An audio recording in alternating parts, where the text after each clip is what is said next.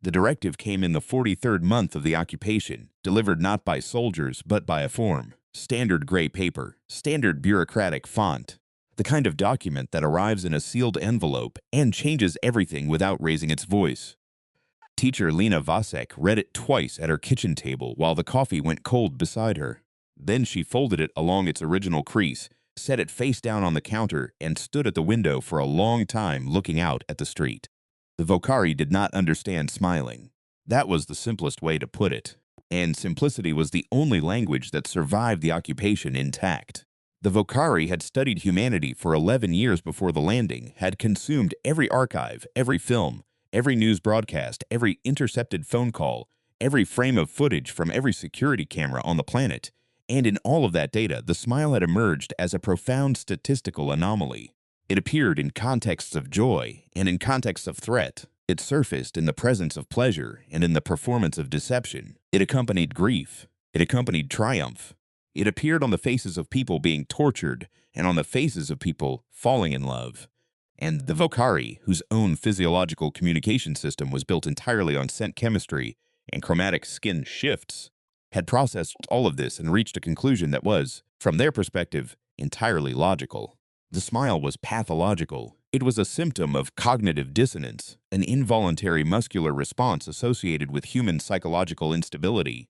It appeared in too many contradictory contexts to carry reliable meaning. It was, their sociological models concluded, an expression of distress. Therefore, the smile was to be eliminated. The directive did not use those words. The directive said, "In the interest of public emotional health and cultural harmonization, the expression of distress signifiers in educational settings is henceforth regulated. Teachers are required to participate in a mandatory emotional calibration program beginning the first of the month. Students displaying distress signifier type 7, hereafter DST7, shall be referred to the school's Vocari liaison officer for assessment." DST7 was the smile. Lena taught 3rd grade. Her students were 8 years old. For 3 years, she had watched them forget how to run in corridors, forget how to shout, forget how to cry in public without immediately flinching and looking over their shoulders. And now this. She picked up the form, turned it over, and wrote in the margin in small, clean letters. I understand she did not write what she understood. The school had been built in 1962 and smelled of chalk and old radiators, which was the kind of detail the Vocari had not thought to regulate. The hallways were hung with motivational posters that had been there since before the occupation, faded photographs of mountains and sunsets with words like persevere and believe in bold fonts, and no one had taken them down because no one had been explicitly ordered to. And under the occupation, people had learned quickly that the space between what was ordered and what was permitted was the only space left to live in. Lena arrived 20 minutes before the first bell. She hung her coat on the hook behind her classroom door, the same hook she'd used for 9 years, and stood for a moment in the quiet of her empty room looking at the small desks arranged in their rows. 22 students, 22 faces she knew as well as she knew her own. She thought about her father. She always thought about her father in moments like this, in the moments before a hard day that she hadn't yet decided how to survive. He had been a miner, and he had a philosophy about hard days that he'd never once articulated as philosophy. He just lived it. When the shaft was collapsing, and the equipment was failing, and the company was cutting corners with men's lives, he went to work, and he put his lunch pail down, and he looked at whatever problem was directly in front of him, and he solved that one problem before he looked at the next one. He did not solve the whole mine. He did not fix the company. He picked up his tools, and he went to work. She pulled a piece of chalk from the tray. The morning was ordinary in the way that all mornings in the 3rd year of the occupation were ordinary, which was to say, not ordinary at all, but ordinary in comparison to what they had already survived. The children arrived in their gray occupation-mandated uniforms, which were the same gray as the directive's paper, and they sat in their small chairs with the careful attention that children develop when they are afraid, which is a very different quality from the attention that children develop when they are curious, and Lena had spent 3 years learning to see the difference. She taught them arithmetic. She taught them the names of rivers. She taught them, in careful neutral language, the approved version of history, which was the history that ended 11 years ago, before the ships had come. At 9:15, Principal Arkov appeared in the doorway. He was a careful man. That was the most accurate word for him. Not cruel, not cowardly, just careful. He had been principal for 6 years, and he had learned, like everyone, how to take up less space. He stood in the doorway now with his hands folded in front of him and his face arranged into the expression that Lena had come to think of as his official face, the one that meant he was delivering information he had not chosen to deliver. Teacher Vasek. He glanced at the children, then back at her. The calibration officer will be observing your afternoon session. Standard protocol. A pause. I wanted to give you notice. Thank you, Lena said. After he left, one of her students, a girl named Sandra, who sat in the second row and had the specific bright attention of a child who misses nothing, turned in her seat and looked at the doorway where the principal had been. Then she looked at Lena. Lena met her eyes and gave a small, precise nod. Just enough. Sandra faced front. The calibration officers were not Vocari. That had been one of the early surprises of the occupation. How many of the day-to-day administrative functions were carried out by humans? The Vocari were not a cruel species in the way that humans imagined conquering species to be cruel. They were efficient. Cruelty requires attention, and the Vocari had better things to attend to. So they had built a system, and the system ran on forms and protocols and human liaisons and calibration officers, and the system mostly ran itself. The officer was a man named Drevik. Lena had encountered him twice before, at the mandatory orientations in the first year, where he had been precise and professional, and had answered every question with references to the relevant statute. He arrived at 2 o'clock exactly, and took a chair at the back of the room, and opened a flat gray tablet, and did not look up. Lena began the afternoon session. She was teaching them, that day, about weather. It was in the approved curriculum: meteorology, climate, the water cycle, safe territory. She moved through the lesson with the steady rhythm she had developed over 9 years, the rhythm that was not performance exactly, but was built from the same place that performance was built from. The desire to make something land, to make understanding happen in a room of people who did not yet have it. And then Sandra raised her hand. Yes, Sandra. Teacher Vasek. The girl's voice was careful in the way that 8-year-olds' voices get careful when they have learned caution before they had time to learn confidence. When the sun comes out after rain, is that a good thing? The room went very quiet. Children felt weather before it arrived, and the weather in the room had changed. Lena held the moment. There was a right answer to this question. The right answer was meteorological. The right answer described the evaporation cycle and the role of solar radiation in atmospheric dynamics. The right answer did not describe the feeling of sun on your face after 3 days of gray. What do you think? Lena said. I think. Sandra stopped. She looked at the desk. I think it feels nice. It does, Lena said. That's an accurate observation. From the back of the room, she heard the soft sound of Drevik's stylus making a notation. She did not look at him. She turned back to the board and wrote, evaporation in chalk, and kept teaching. After the children left, Drevik spoke to her for 11 minutes. He was not unkind. He was not unkind in the way that the directive was not unkind. Technically, procedurally, without malice. He explained that the use of subjective evaluative language in meteorological instruction was a Category 2 deviation. He explained that the phrase, "it feels nice," constituted an unsanctioned, effective, positive statement. He explained that she would receive a formal notation in her file, and that a second deviation within the same semester would trigger a Level 1 review. He paused then, in the way that careful bureaucrats pause when they want to make something clear without saying it directly. The calibration program, he said, is not punitive. It's designed to help educators like yourself develop language patterns consistent with emotional neutrality. Most teachers find it quite straightforward. I'm sure they do, Lena said. After he left, she sat alone in her classroom for 20 minutes. The chalk dust settled in the slant light from the windows. The small chairs stood empty in their rows. She thought about the Vocari ships when they had first appeared, the way they had hung in the sky for 3 days before anything happened, how people had stood in the streets and in their windows and on rooftops just looking at them. She remembered standing with her father on the fire escape of his apartment building. He had his coffee mug. He was wearing his work boots, even though it was a Sunday. He looked at the ships for a long time, and then he said, well, that's a problem. And then he went inside and put more coffee on, because the coffee was something he could do, and the ships were not. She opened the bottom drawer of her desk. Beneath the attendance ledger and the supply requisitions was an old photograph, the kind that printed on glossy paper from before everything went digital. It was a school photograph.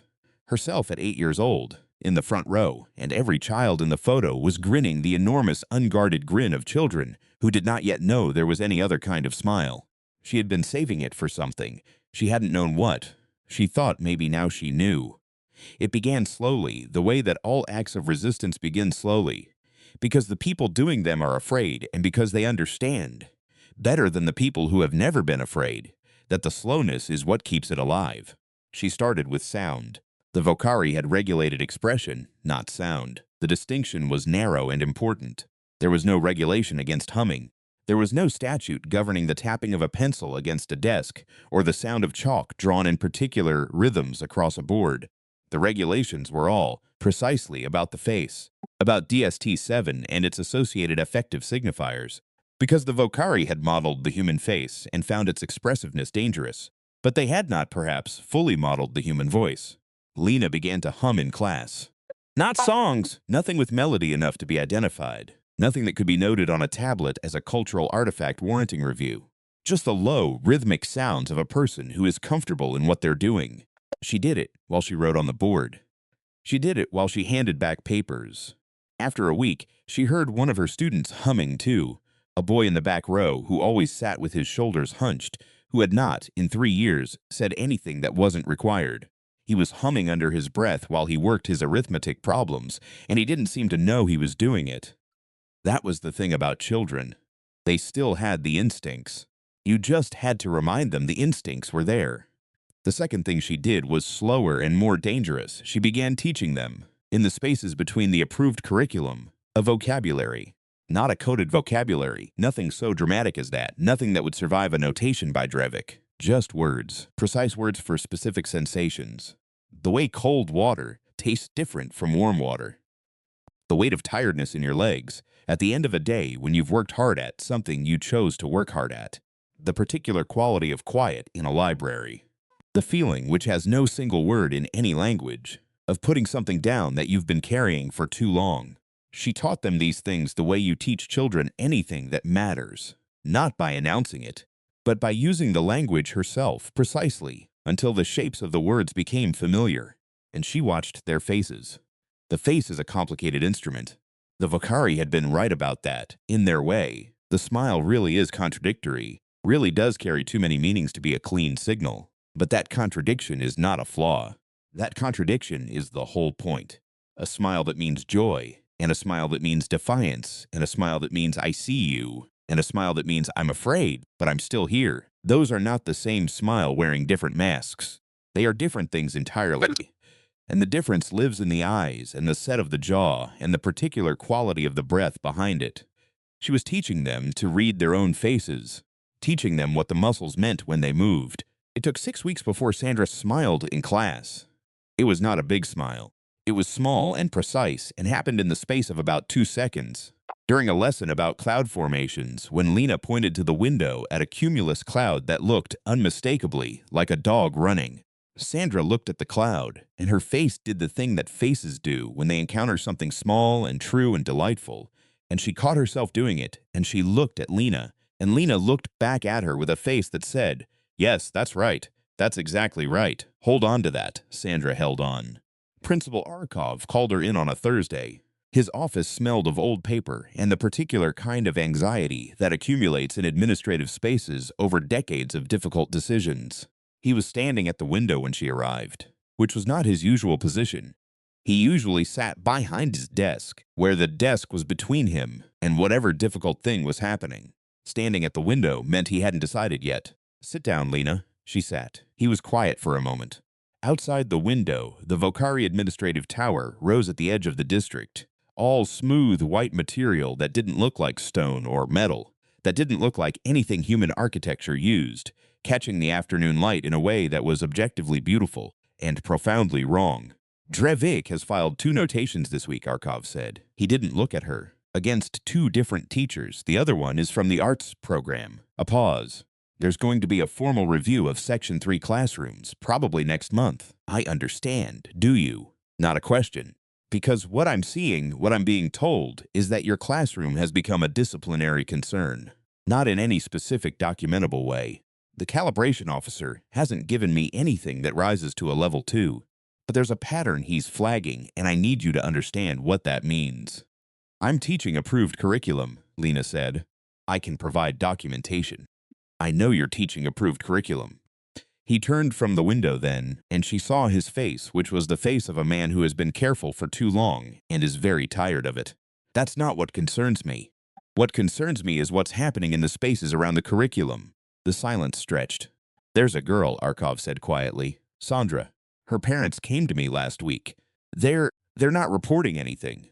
They just wanted me to know that she'd been... He stopped, looked at his hands. That she'd been humming. At home. That she came home last Tuesday, and at dinner she said, and I am quoting here because her mother repeated it to me word for word. The cloud today looked like a dog running, and then he stopped again. And then she smiled, Lena said. Arkov looked at her. She smiled, he said, at the dinner table. Her parents have not seen her smile in 18 months. He sat down now, behind his desk, and he put his hands flat on the surface of it, and he looked at them. I am going to tell you that the formal review is scheduled for the 14th of next month. I am going to tell you that the reviewed classrooms will include yours. I am going to tell you that the specific focus will be on effective language use and nonverbal expression patterns in students. He looked up.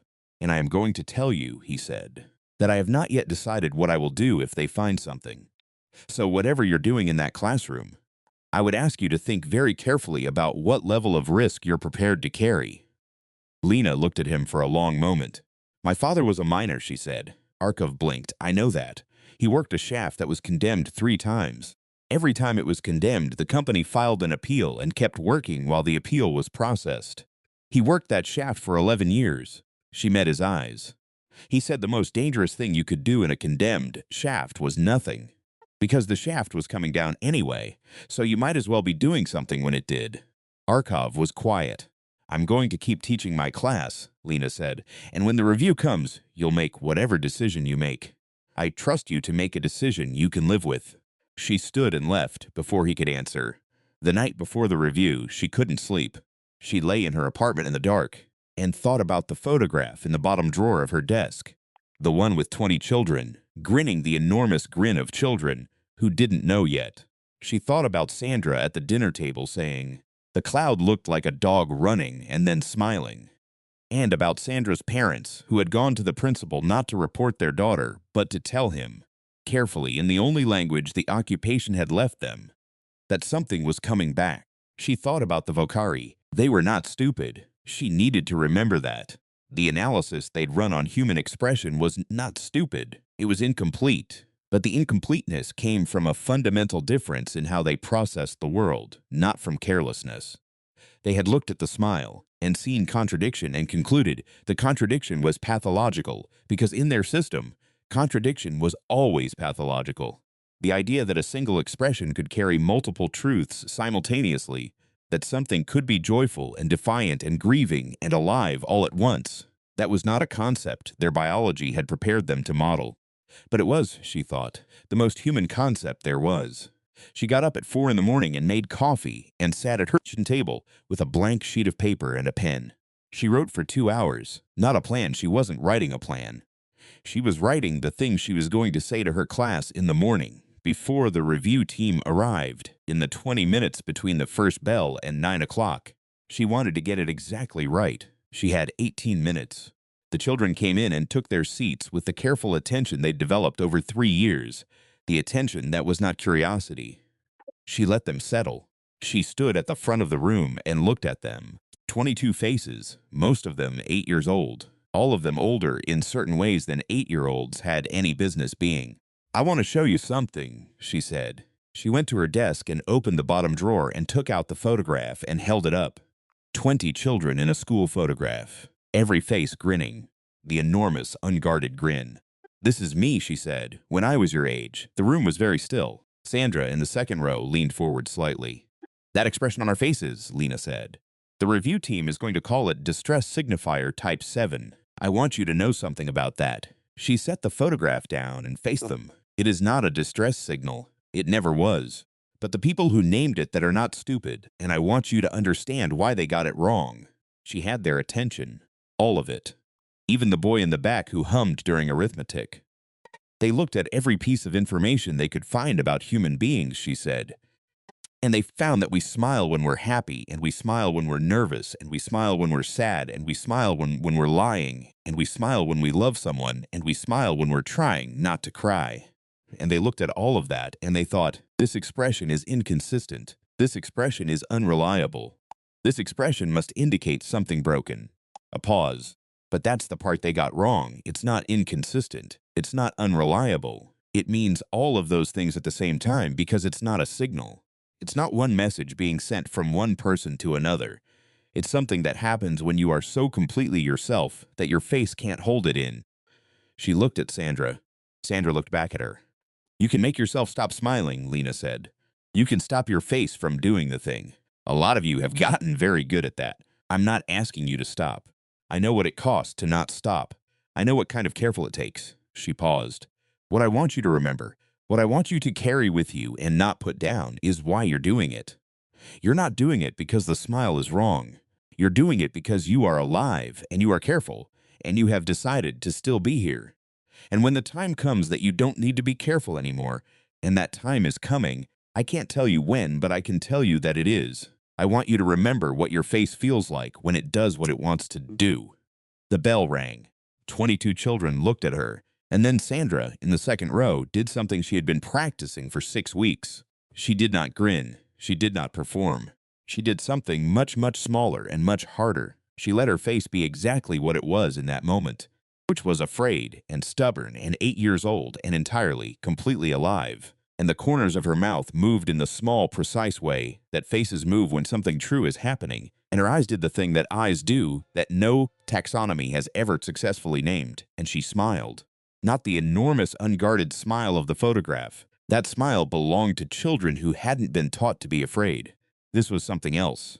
This was the smile that knows the cost and smiles anyway. Around the room, one by one, it spread. The review team arrived at 9:15. There were 4 of them, 2 human calibration officers, 1 Vocari liaison, and Principal Arkov, who walked with them and said nothing. The Vocari liaison was small by their standards. Almost 1.5 meters in the upright configuration humans had learned to call formal mode, and moved through the doorway with the smooth, unhurried motion that the Vocari used when they were observing rather than acting. Its skin was a flat gray-green, which in Vocari chromatic language meant something Lena couldn't read. She was at the board. She was teaching them the water cycle. The team settled at the back and the sides of the room. Drevik opened his tablet. The other officer, a woman Lena hadn't met, did the same. The Vocari liaison stood at the back wall and watched with the large compound eyes that could register visual input across a spectrum humans couldn't access. Lena kept teaching. She taught them about evaporation and condensation. She taught them about the way water moves through the world, how the same water that falls as rain is the same water that was once in a glacier, that was once in a river, that was once in the ocean, that was once in the clouds. She talked about Thassekal not just as a mechanism, but as a fact of the world, that nothing is lost, that everything moves, that the rain falling outside was once something else, and would be something else again. She was careful. She was not performing carefulness. She was genuinely, precisely careful, the way her father was careful in a condemned shaft. She chose every word, and she stayed inside the approved language, and she did not say anything that could be notated. And the children listened. They listened with the quality of attention that Lena had spent 3 years learning to cultivate, not the careful, frightened attention of children performing compliance, but the real attention, the leaning forward, the thinking kind, the kind that only happens when someone has remembered they're allowed to be curious. At 9:40, during a question about whether water in clouds was the same water that had been in the ocean, Sandra raised her hand. Yes, Sandra. So the water remembers where it's been? Lena paused. It was a beautiful question. It was a question that was, strictly speaking, scientifically imprecise. Water does not remember anything. But it was also, in the way that children's imprecise questions often are, pointing at something true. The water cycle is a form of memory. The world keeps its water. Nothing is simply gone. Not exactly, Lena said carefully. Water doesn't have memory the way we do, but it does carry traces. If you analyze water carefully enough, You can find evidence of everywhere it's been. The minerals it picked up from rock, the temperature records stored in ice. She stopped. She had been about to say, the history, she said it. The history, she said. Water carries its history with it, even when it changes form. From the back of the room, she heard the soft sound of Drevik's stylus. She did not look at him. She kept her eyes on Sandra. And Sandra, who had not smiled in 18 months before 6 weeks ago. Sandra, who had practiced the specific difficult art of letting her face be true. Sandra, who had gone home and said, the cloud looked like a dog running. At the dinner table, Sandra looked back at her teacher with the exact face that the photograph had captured all those years ago. The enormous, unguarded face of a child who has not yet learned to be ashamed of being glad to be alive. She smiled. And Lena, standing at the board with the chalk in her hand, and the review team behind her, and the Vocari liaison watching with eyes that could see into frequencies beyond human range, made a decision that her father's philosophy had been building toward for her entire life. She smiled back. It was not defiance. It wasn't even courage, not exactly. It was something more ordinary and more durable than either of those. It was the recognition that some things can be regulated and some things cannot. And the Vocari, for all their analysis, for all their 11 years of archives and broadcasts and intercepted phone calls, had made an error so fundamental that no amount of calibration officers was going to correct it. They had studied the smile as a signal. They had never understood it as a response. A response to being alive. A response to water carrying its history. A response to a child who asks whether clouds remember where they've been. A response to still being here, still in this room, still holding chalk, still teaching. You cannot regulate a response. You can only create conditions and wait. The Vocari liaison stood very still at the back of the room. Its skin, which had been flat gray-green when it entered, shifted. Just slightly. Just at the edges, where the chromatic cells were most sensitive. A very faint, very brief flush of something warmer. Amber, almost, at the margin of its jawline. None of the human observers noticed. Lena noticed. She had spent 6 weeks learning to read faces. She had been teaching children how their own expressions worked. She had been paying attention, as she always paid attention, to the spaces between what was said and what was meant. The flush lasted less than 2 seconds. She filed it away. The formal review produced a single Category 1 notation against Teacher Vasek for effective language in scientific instruction. No further action was recommended. Principal Arkov delivered this information to her in his office on the following Monday. He stood at the window when he told her, not sitting behind his desk. He did not explain what he had or hadn't said in the review debrief. She did not ask. The calibration program is still mandatory, he said. You'll need to complete the Module 2 training by the end of term.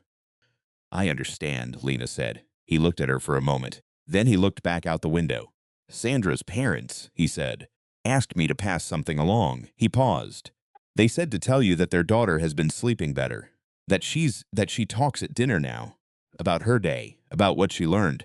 He was quiet. I told them I'd pass it along. Thank you, Lena said. She went back to her classroom. 3 months later, the Vocari Administrative Council issued a new directive.